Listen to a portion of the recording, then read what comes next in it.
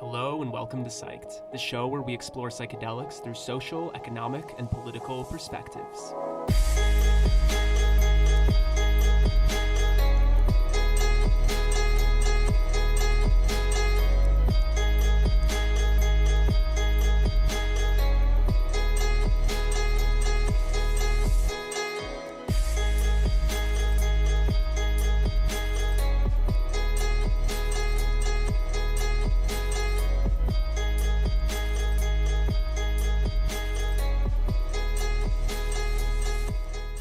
Off with our first speaker of today, we have Liba wearing Stambollion.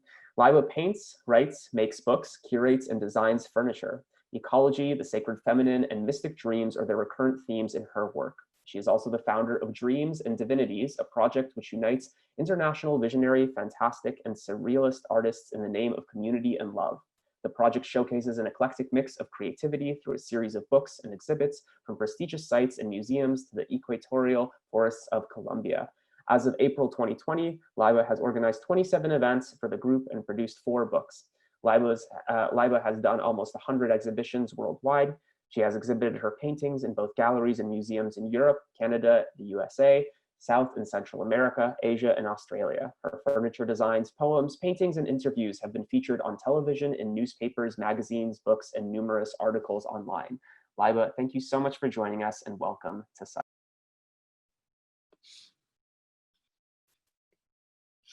Hi, I'm seeing if, am I good? Can you hear me? We can hear you great, and you have an image on your screen currently. Okay, cool. Well, welcome to Paris. So today I'm going to explore something called expressing the inexpressible. And anybody that has voyaged with plants, with any kind of psychoactive agent, with holotropic breathing, meditation, and found themselves in a higher state of connectivity will know that it's extremely difficult to later explain what was experienced to somebody else. And words just don't have it. And I'm not suggesting that anything really has it, but having the experience itself. But I have come to see that artwork, art and music are a better conduit for expressing that inexpressible experience. And so I'm going to start off with a story about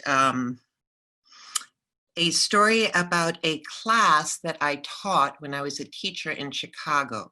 And this was a class I taught kids from, I taught many different classes from ages 6 to 13 in this particular school. And I gave them all the same class. And in this class, I would have them listen to 30-second segments of music. And so there would be very beautiful, peaceful music. There would be happy, excited music. There would be scary music. There would be all kinds of different music. And so they would listen to a segment, and I would ask the students to draw the shape of the music. And then afterwards, I would ask them to color the music, color the shape of the music. Now, all the young children were absolutely thrilled by the class, and immediately, if it was a peaceful song, they would make beautiful organic shapes like circles or curvilinear shapes and have them very sort of light colors, blues and greens and things like this. Whereas when they heard something the opposite, like a very dramatic or scary song, it would be reds and more sharp lines and triangles and so they responded to that very easily. But by the time you got up to the kids that were 13 years old, they were kind of like, how am I supposed to paint music? And so it was a complete disconnect. It was as if we had been born with this intuitive language to express ourselves without words, where we had an immediate connection with the sort of visceral and the sort of this sort of very intuitive language that we speak to each other when we don't speak the same languages.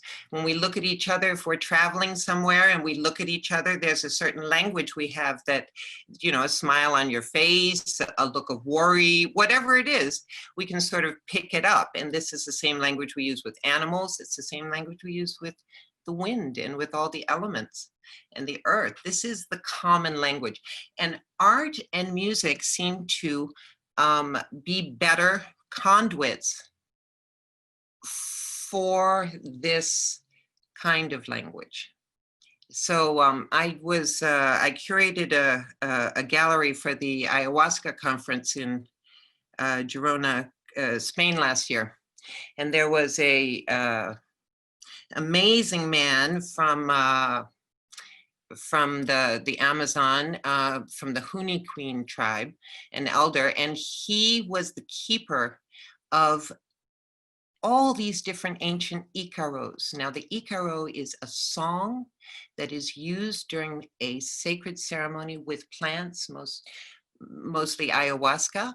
And it is usually a song that comes during a voyage to the seeker, to the shaman, to the person, to the ayahuasqueros that is doing it. And it is used later to help, to guide, to, you know, it has a function.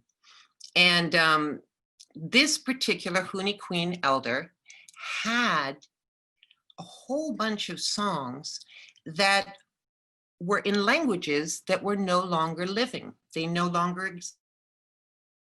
Many linguists came to him and said, would you please translate them? We want to, you know, wrap into those languages. And he said, I can't translate these into words. I can only paint them. And so this is where I'm going to just go and try to share my screen. Let me see if I can do this properly. And we'll be able to get into some visuals here. Okay, so this is at the ayahuasca conference, and this is the Huni Queen elder, and he's in front of one of the big paintings that which is depicting one of the songs, which is depicting an icaro, which is the sacred song that came to whoever wrote it during a sacred ceremony. And he would put, as you can see with my cursor, he would put his hand over a certain part of the painting as he was singing the song, and as his song continued chronologically, so did his movement throughout the painting. So voila. So now we're going to go look at a whole bunch of nice paintings. The next part of this presentation is broken into 3 parts. And the first part, let's see how we get this to move. There we go. The first part deals with the deity in art, the psychoactive deity in art. So this particular deity is called Wachuma. He's the deity of the San Pedro cactus, which is a psychedelic cactus. And you can see right here, he's holding it in his hand. And this is something that's around 3,500 years old. It's from the circular plaza of the temple at Chavin de Huantar, which is in the northern highlands of Peru.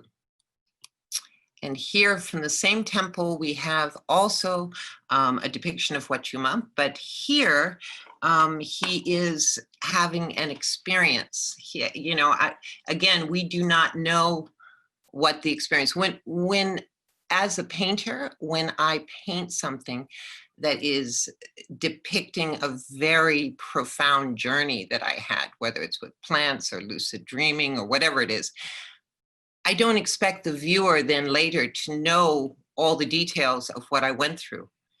But we can get the excitement and we can get the movement and the electricity of this painting. It just vibrates. I love this particular piece. Also 1500 BCE. So Let's go to the next one. This is a contemporary version of Wachuma done by a contemporary painter, one Luis Tamani. And you can see right here in his head, you have the San Pedro. And dear to the Wachuma are the owls. So Luis has painted them on his shoulders. And he's in prayer with all these wonderful totem animals coming from his energetic center. You can see there's a deer, there's all kinds of creatures. It's beautiful. So that's a contemporary version. Now we're going to go all the way back to the turn of the millennial, around 100 to 300 before Common Era. And these little guys are from Guatemala. The little brothers, I think anybody who's done psilocybins probably recognized what they were immediately. They're very cute. They seem to just sort of, I believe that those are little deities of the psilocybin. And here's some blown up ones. Unfortunately, I don't have a very good resolution on these. These are beautiful as well. Here we have a whole forest of them. I think some of these are more contemporary. Anyway, so here now we're in Egypt. I think everybody can recognize the style. And this is, for the Egyptians, what we see in their art a lot is the blue lotus. The blue lotus flower is a narcotic. And according to Rosalie David, the keeper of Egyptology at the Manchester Museum, she says that the lotus was a very powerful narcotic, which was used in ancient Egypt and presumably was widespread in this use because we see many scenes of individuals holding a cup and dropping a lotus flower into the cup, which contained wine. And this would be a way of releasing the narcotic. Now, obviously, this is not a picture of that, but I didn't have a picture of that, but this is definitely the deity of the blue lotus.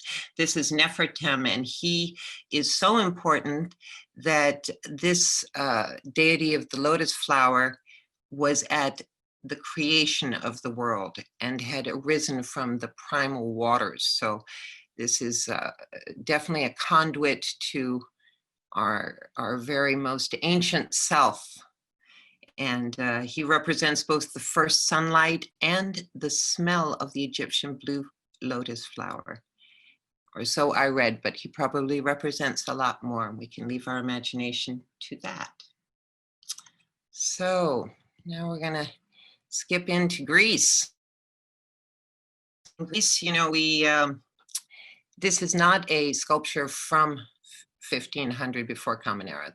But the Eleusinian mysteries were from around 1600 BCE to 392 Common Era. And they basically were around the cult of Demeter, the mother, the great mother, and her daughter Persephone, who is lost, who is stolen away into, you know, the land of the dead, but is rescued and reborn as the spring, as the new mother, in the endless cycle of rebirth. And the Eleusinian mysteries, we don't know too much about them because they were mysteries, but we do know that they drank a substance called the kykeon, and I might be pronouncing that wrong. Oh, and speaking of pronouncing wrong, my name is Liba, and because we've only met on, but just for everybody out there, my name is Liba. But thank you for the beautiful introduction. So anyway, so I am going to mispronounce all the time too, because we do so much of our meetings and our reading online or in books, and so this substance was called the kykeon. And we don't know exactly what was in this substance, but there has been speculation from a lot of different sides. And one of the most popular hypotheses are that there was the use of ergot, which is a fungal parasite, which we find on barley or rye grain. And you see in this picture, Demeter holding these grains along with poppies and the great snake of prophecy and wisdom that sacred plant voyagers are sure to meet on the road. You know, this is a very archetypal and ancient symbol and totem.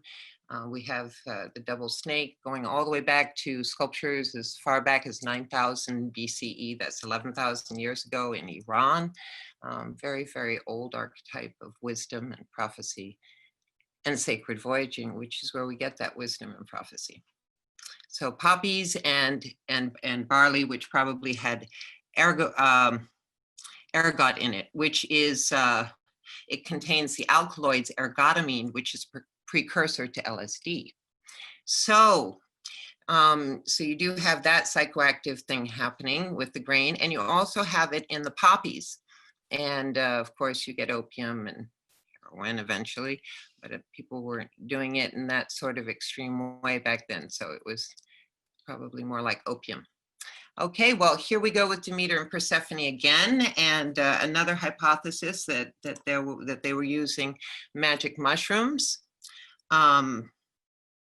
Terence McKenna speculated that the mysteries were focused around a variety of psilocybins, including Amanita muscaria, and voila. And if we go back to where maybe all these mysteries started, we will go back to Crete. Excuse me one second, there we go. And this is probably where the whole cult of Demeter and Persephone came from, and where the whole poppy, the use of poppy during ceremonies, sacred ceremonies started. And here you see a classic image of a Minoan priestess who has poppies in her headdress. And voila, so that's a little bit of the history of where it came from. And you can see she's in a state of surrender. And well, everybody gets to read what they want into it, but I feel that it's sort of this reception, like I'm here, I receive. It's a beautiful stance. Anyway, so I'm going to jump on to Egypt. And this is interesting, it's a funeral stele, but I felt that when I saw it the first time with all these, you have this this one woman over here with Horus on the other side, and you have the connection between Horus and this woman being morning glory seeds, and you have the blue lotus right over here. So there's something happening with these psychoactive plants. And we do know that the species of morning glories was distributed from Egypt south to Somalia, and into the Arabian Peninsula, and south to Yemen and Oman. So, you know, it was widely spread. So let's see. So here we get to a contemporary artist. And here, the Voyager. We're in the, we're going to really explore the Voyager now, because that's a crucial part of our art history with expressing the inexpressible. Here we have artist Bruce Ramel, a British artist, who is expressing his salvic journey with salvia. And you're, I'm sure, very welcome to read what you need to read into that one. And the next one is done, it's called The Purge, and it's done by Chris Dyer, who will be speaking a little later after Amanda Sage. And for anybody who's done ayahuasca, you know, or even mushrooms, there is a point when you have to clean yourself out before you're welcome into the sacred garden. And that's when you purge out all that is not useful to our best potential as loving, creative, beautiful beings, and we let the light in to all that space we just made. And I think this is an absolutely amazing piece by Chris, which depicts that. This one's by Autumn Sky. It's a very beautiful piece. It's called Mycelium Dreaming. This one's called Caught in the Web by Martina Hoffman. Extremely powerful piece. I mean, that ultimate surrender to the power of the jungle and the power of the medicine and all the totems is just an extremely powerful piece. Have we all been here before? And this piece is by Mauro Perez, who is a Shipibo artist, and it's of the great curandero shaman Olivia, who was killed a couple years ago. She was according to the people who worked with her, a great beacon of love. And you can see this expressed in her smile, in her gentleness, and in the way that the hummingbird is communing with the medicine in her hand. There's so much magic and power. It's a very beautiful piece. So let's get deeper into that experience. Here we get into the Huichol Indians who use peyote. You can see the peyote button right in the center. And there's a very, very strong spiritual experience used with the peyote. The priests are called Murakamis, who are the caretakers of the deer. And the deer itself is sort of the conduit, is sort of the passageway from this world into that spirit world. And the gentleness and the sweetness. Here you see all these little peyote buttons around. Very beautiful. And there's a huge culture of beautiful artwork you could just look at for days with the Huichol art. I love it very, very much. This is my piece. So this was a piece that was painted after my very first ayahuasca experience. And I called on Grandmother Buffalo and asked me what this plant was all about. And she showed me this, which transcended the duality. This one-eyed jaguar, which split this whole landscape of life and death. Just this medicine transcends it, transcends all that is dualistic, and we find ourselves in that space of unity. This one is by the Welch brothers, and we get back to the San Pedro. Here we don't have a picture of the Huachuma, but we have a picture of the experience, and we know that it's probably a San Pedro experience because that's a large part of the composition there.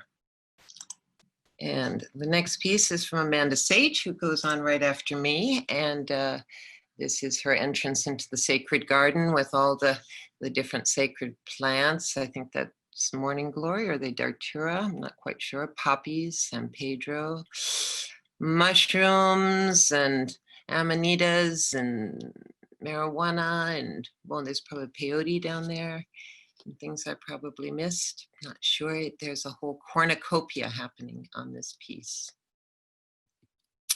So this last little bit is on the paraphernalia, and here we see a pipe that is sculpted in a wall in a temple in Dendra. And they probably not only smoked lotus, but also mandrake and cannabis, and very possibly opium in these pipes. So here's another one. Gorgeous, I want one. And here we arrive at a little inhaler for, I hope I'm pronouncing this right, cohoba, which is a hallucinogen made of ground tree seeds and was used by the Taino shamans, the indigenous peoples of the Caribbean. And it's a very sweet piece, and it's from 1500 BCE, so it's 3,500 years ago our ancestors were voyaging like this. This is a little stone mortar and pestle, and it's from Peru. This is one of my favorites right down here in the corner. These are from a pre-Columbian culture from 1500 BCE. And it's Quispenique vessels. I'm probably pronouncing that wrong. So this looks like peyote. This is San Pedro. You know, you see some of these, you know, totems. And these are little effigy spoons, also from Chavin de Huantar. I'm going to finish the images and this presentation with a piece from dear friend and artist Mark Henson. And here he has this sort of passing on of knowledge from elders to the next generation, or actually this looks like a grandson. And so she's got the mushrooms, there's the cannabis, here's the Datura and the morning glories and the poppies and the, oh look, there's little peyotes down there. So she's passing on this knowledge. Let me see. So there we go, little cornucopia of images to soak in. So I am now available for questions if anybody's interested in if anybody has a question. Liba, thank you so much. Really appreciate it. Beautiful images, beautiful descriptions. Would love to just jump into a couple audience questions. So one of them is asking if digital support is provided in some of this amazing art. Well, it's a good question. I'm a bookbinder.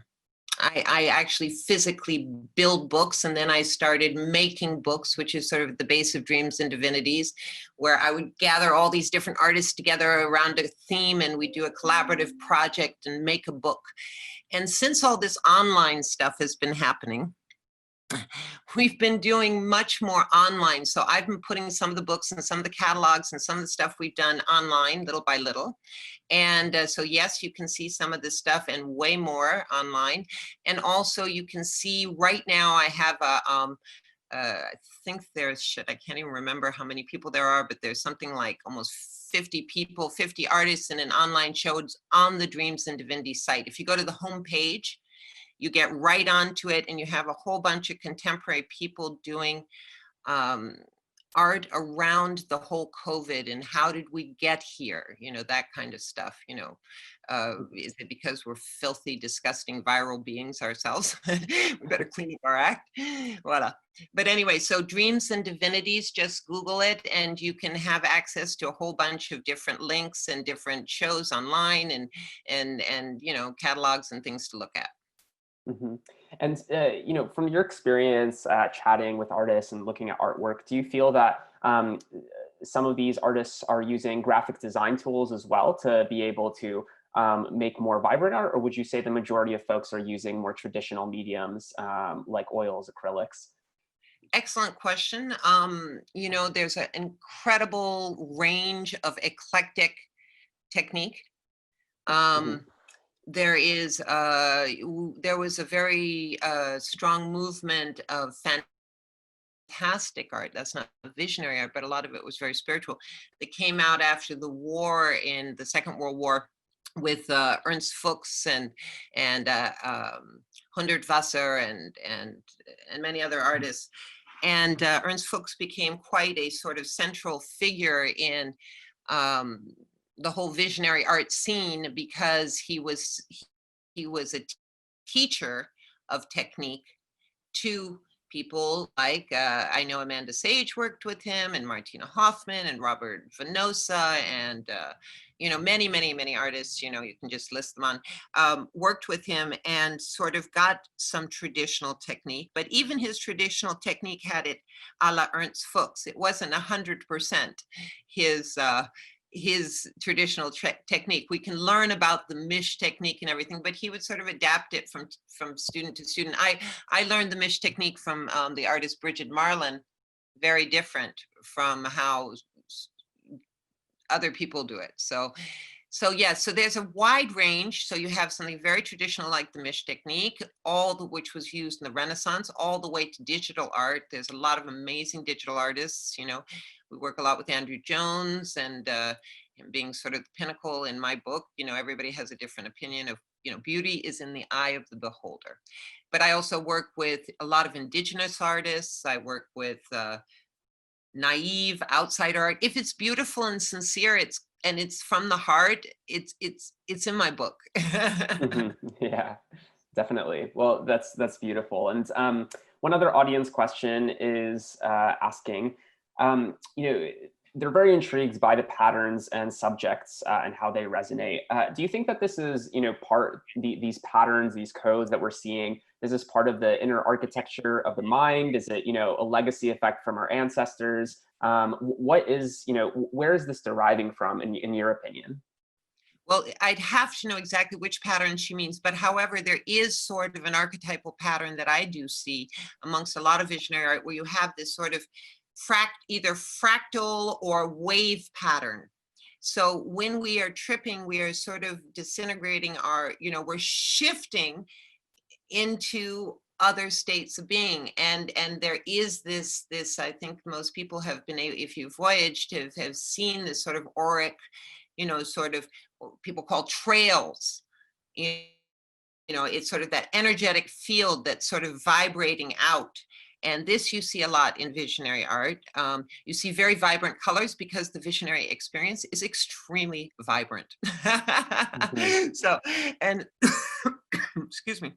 And in terms of symbols, I'd say probably two of the trademarks I see a lot are fractals and this sort of vibratory, and layered sort of vibration that goes through the painting. Excuse me. Definitely beautiful. Well, Liba, thank you so much for joining us. We really appreciate you sharing your insights, all of these beautiful art pieces, and everything else. So looking forward to continuing the conversation later. And again, thank you. With pleasure. Thanks so much for having me. And I'm looking forward to hearing our next two speakers, Amanda and Chris. Yeah. Yeah. Okay.